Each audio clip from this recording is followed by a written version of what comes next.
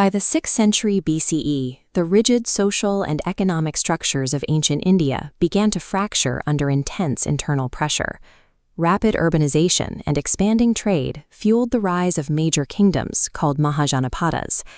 This created a wealthy merchant class, yet they remained squeezed by heavy top-down pressure from Brahmin dominance and the immense expense of Vedic animal sacrifices.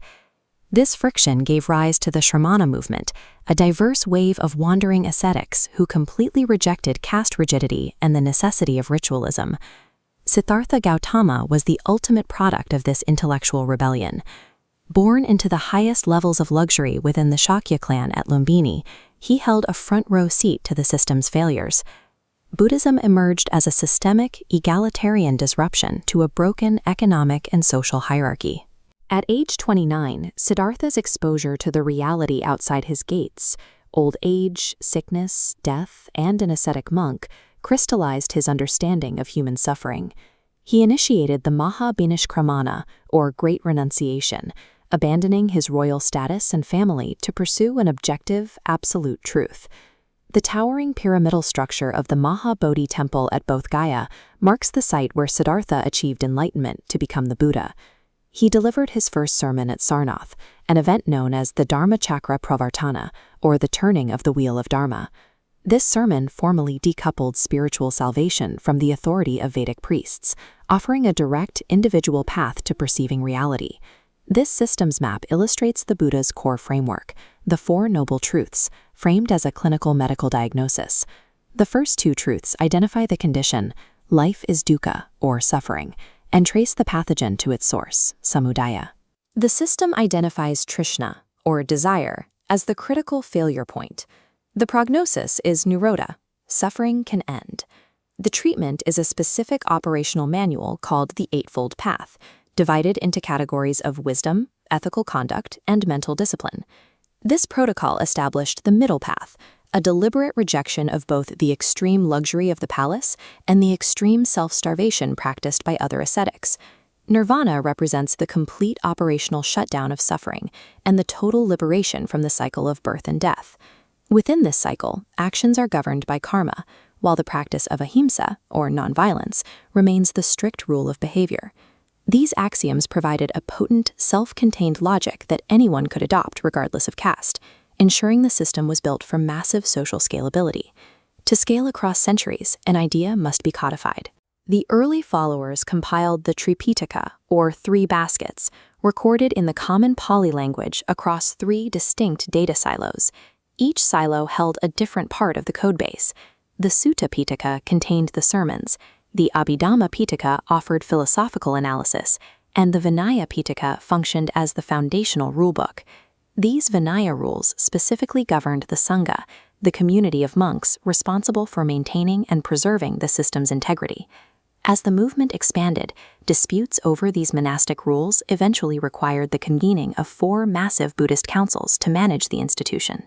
The first 3 councils at Rajgir, Vaishali, and Pataliputra focused on compiling teachings and purging the Sangha of corruption and diverging practices. The 4th council in Kashmir became the critical breaking point where the system permanently fractured into competing sects. The resulting schism created Hinayana, which prioritized self-discipline, and Mahayana, which elevated the Buddha to divine status and accepted idol worship. Vajrayana later emerged as a tantric, ritual-heavy adaptation. To survive the pressures of human politics and mass appeal, the institution absorbed the exact types of ritualism its founder originally rejected. This lion capital shows how Emperor Ashoka weaponized the religion for statecraft. Following the Kalinga War, he integrated the Dharma Chakra into Mauryan imperial symbology. Ashoka and his successors built permanent physical infrastructure to anchor the faith, including stupas, chaitya prayer halls, and vihara monasteries. The Sanchi Stupa illustrates the central architectural focus of the era, massive hemispherical relic mounds that served as physical centers for the community.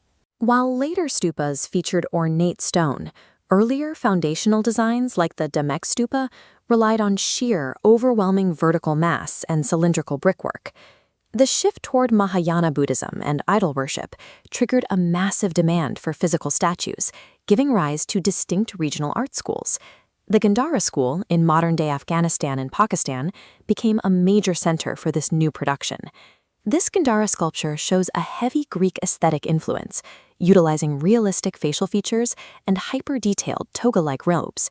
In contrast, the Mathura school developed a completely indigenous Indian style. Hallmarks of the Mathura style include the use of distinct red sandstone and a preference for the traditional cross-legged seated meditative posture. Simultaneously, the Amaravati school in the south became famous for its intricate work in white marble. These art forms and massive brick structures functioned as ancient branding, turning a humble ascetics philosophy into undeniable state power. Despite its early popularity and its use of the common Pali language, Buddhism largely vanished from its Indian homeland. Internal rot played a major role. Monasteries, or viharas, hoarded immense wealth, leading to deep corruption and a disconnect from the original middle path. The increasing ritualistic complexity of later sects like Vajrayana further alienated the common population from the core accessible teachings. Simultaneously, a fierce intellectual revival of Hinduism and the rise of the mass appeal Bhakti movement absorbed Buddhism's demographic base. The final blow came from foreign invasions that targeted the concentrated wealth of the monastic centers, physically dismantling the faith's leadership. The expansive ruins of Nalanda University mark the destruction of the academic hubs that once sustained the religion's institutional life in India. While the physical hardware in India was destroyed, the ideological software survived because it had already been exported. Ashoka and Kanishka utilized the very trade routes that birthed the movement to send missionaries abroad, ensuring the philosophy's survival beyond India's borders. This migration established Theravada in Sri Lanka and Southeast Asia, Mahayana in China and Japan, and Vajrayana in Tibet. Unlike Jainism, which survived locally through unwavering asceticism, Buddhism's structural adaptability allowed it to conquer Asia even as it lost its homeland. What began as a wandering ascetic's logical rebellion against ritual became a highly codified global socio-political institution. It remains the ultimate historical case study in how an intellectual axiom can be scaled to reshape the architecture, art, and